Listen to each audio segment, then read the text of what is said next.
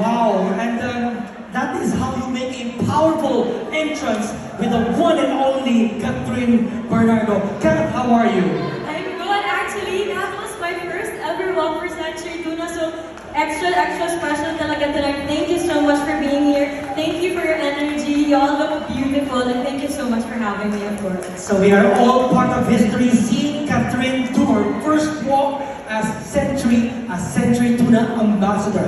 And you know, Kat, we've seen your journey starting out as a child actress and to more than a decade after the industry later, winning multiple awards. You have grown in front of our eyes. You've become a role model for many Filipinos. Your transformation and life story is super inspiring. So thank you for being here with us. Naiyak na ako.